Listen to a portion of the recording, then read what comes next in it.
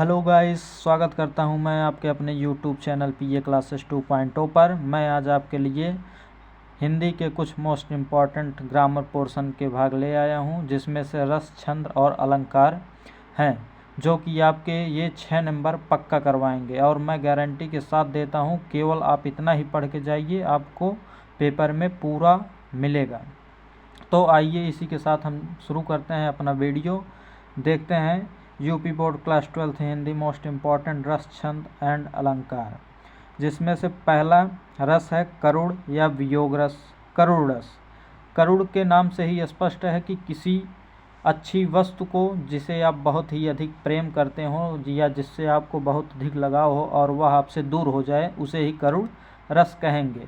ये अपने आम तौर के भाषा में यूज कर सकते हैं। अगर आप ये भी परीक्षा में लिखेंगे तो आपका कोई भी नंबर नहीं कटेगा। आइए आप ग्रामर के हिसाब से, तो इसका अस्थाई भाव शोक है, ये मेन है। इसका अस्थाई भाव शोक है। किसी प्रिय वस्तु के विनाश या अनिष्ट की प्राप्ति से करुण रस या वियोग रस कहलाता है। उदाहरण बहुत ही सिंपल, बहुत ही अच्छा, और ये है जब भगवान राम अपने सीता को खो देते हैं, अर्थात उनका जब हरण हो जाता है, उन्हें रावण जब ले चला जाता है, तो ये है उस समय का एग्जाम्पल। तो है, हे खग हे मृग मधुकर श्रेणी, तुम देखी सीता मृग नैनी। मतलब भगवान श्री रामचंद्र चिल्लाते चिल्लाते सभी से पूछते हैं कि हे चिड़िया, हे मोरे या हे पक्षियाँ, क्या आपने मेरी सीता को कहीं देखा है, जो कि मृग के समान नैन वाली हैं। आइए अगला चलते हैं। दूसरा रस शांत रस। शांत रस, इसका अस्थाई भाव निर्वेद है। जब मनुष्य सांसारिक मोह माया को त्याग कर परमात्मा में विलीन हो जाता है, वहाँ शांत रस होता है। अर्थात जब मनुष्य सांसारिक मोह माया अर्थात धन दौलत आदि के भाव से उबर कर भगवान में विलीन हो जाता है, उनकी भक्ति भावना में खो जाता है, उसे ही हम शांत रस कहते हैं। एग्जाम्पल इसका है, चिंता तो हरि नाव की, हाँ, चिंता तो हरि नाव की और न चिंता दास। चिंता तो हरि नाव की और न चिंता दास, जे कुछ चितवै राम बिन सोई काल की पास। जे कुछ चितवै राम बिन सोई काल की पास। तो आई होप आपको यह इतना बढ़िया से तैयार हो गया होगा। आइए हम अपने अब आते हैं अलंकार की तरफ। बस 2 ही रस आपको याद करने हैं, आपका पेपर में 100% आएगा। यही 2 में से एक न एक आपको ज़रूर मिलेगा। आइए हम करते हैं तीसरा, अर्थात अलंकार पर आते हैं। पहला अलंकार, जिसमें से रूपक अलंकार आपको देखना है। रूपक अलंकार बहुत ही सिंपल परिभाषा, जहाँ उपमेय में उपमान का भेद रहित आरोप हो। जहाँ उपमेय में उपमान का भेद रहित आरोप हो, वहाँ रूपक अलंकार होता है। अब इसका एग्जाम्पल, जैसे चरण कमल बंदौ हरि राई, तो इसमें चरण का कमल से उपमान दिया गया है, अर्थात चरणों को कमल के समान बताया गया है। या दूसरा एग्जाम्पल, मैया मैं तो चंद्र खिलौना लैहों, अर्थात श्री कृष्ण जी कहते हैं कि मैया जी, मैं तो चंद्रमा के समान, मुझे चंद्रमा के समान खिलौना चाहिए। आइए दूसरे अलंकार की तरफ, यमक अलंकार। यमक अलंकार किसे कहते हैं? जब एक ही शब्द 2 या 2 से अधिक बार आए और उसके अर्थ अलग अलग हों, वहाँ यमक अलंकार होता है। जैसे काली घटा का घमंड घटा, नभमंडल तारक वृंद खिले। काली घटा का घमंड घटा, नभ मंडल तारक वृंद खिले। तो ये हुआ आपका दूसरा अलंकार। आइए हम तीसरे अलंकार की तरफ बढ़ते हैं। तीसरा अलंकार आपका है उत्प्रेक्षा अलंकार, जस्ट उल्टा किसका? रूपक का। जहाँ उपमेय में उपमान की संभावना की जाए। जहाँ उपमेय में उपमान की संभावना की जाए वहाँ उत्प्रेक्षा अलंकार होता है। जैसे सोहत ओढ़े पीटपट श्याम सलोने गात, मनहु नील मन सैर पर आतप पर्यों प्रभात। सोहत ओढ़े पीटपट श्याम सलोने गात, मनहु नील मन सैर पर आतप पर्यों प्रभात। ये हुआ आपका अलंकार। तो अलंकार में आपको केवल 3 अलंकार बढ़िया से देखना है जो कि मैंने दिया है, बस आपके पेपर में आ जाएगा 2 नंबर का। तीसरे पर अब पहुँचते हैं छंद। तो छंद में आपको 2 छंद देखने हैं मात्र। पहला है चौपाई छंद। तो चौपाई किसे कहते हैं? चौपाई छंद में 4 चरण होते हैं।